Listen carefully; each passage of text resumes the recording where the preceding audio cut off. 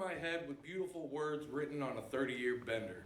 Fuck you for making me believe that poet and drunk are synonyms. Fuck you for the nights I spent with a gut full of cheap wine and the incoherent garbage that was left on pages to mock me. Fuck you for making me believe the lie that it's easy to write an amazing poem while in the throes of morning DTs.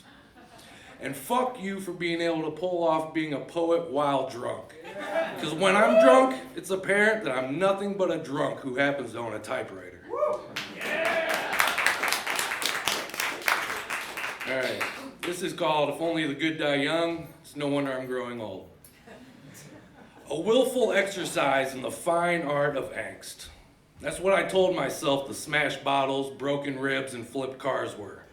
See, I was a player acting out the part of a character submerged in controlled anger. I had my shit under wraps, even when the cops knew my name better than the bartenders at every 6 a.m. hole in the wall within walking distance of the halfway house.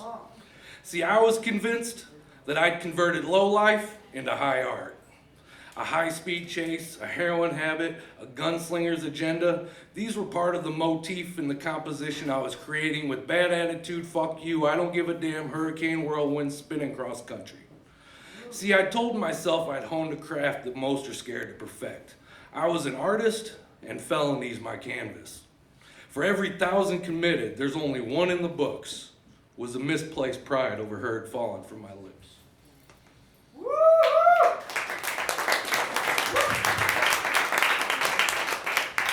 This is called Destiny is a Sharp Blade.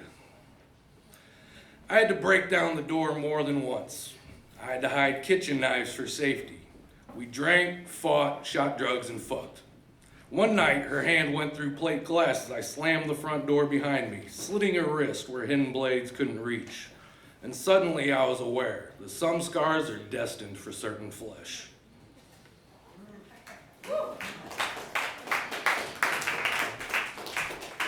This is a hell-raising intellect. Throughout life, Ed managed to get himself in hundreds of precarious situations.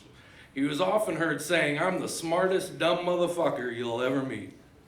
To prove it, he graduated cum laude valedictorian from the college where he earned his degree while sitting in prison.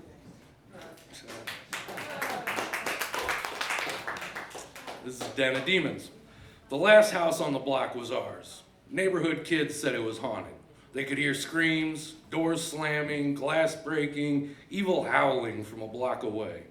The demons living inside were far more vicious than any ghosts they could ever imagine.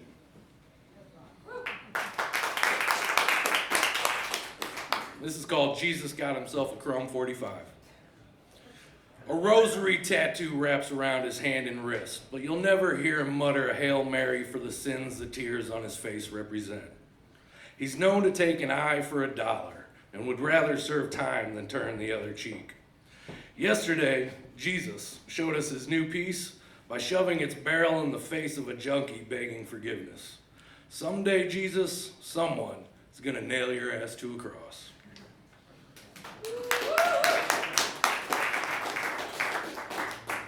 And this is called The Night I Met the Baddest Man in the Whole Damn Town. It's a true story. I wandered in a blues bar on Chicago's South Side and wound up celebrating Bad Leroy Brown's 90th birthday with the legend and his extended family of aging hustlers, pimps, hoes, and gangsters. As he sat in a wheelchair, I shook his hand, thinking to myself, he don't look better than King Kong or meaner than a junkyard dog. I could take this guy, even if there's a razor in his shoe. And what a story it'll make. Fuck the details. The rest is history. My memory wiped clean like a bookie's missing ledger.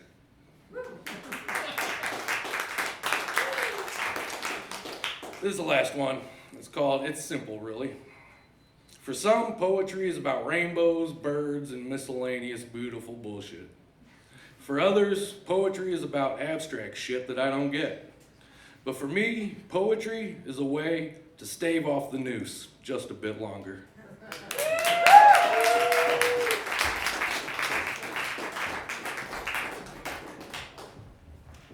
Can I get another round of applause for him?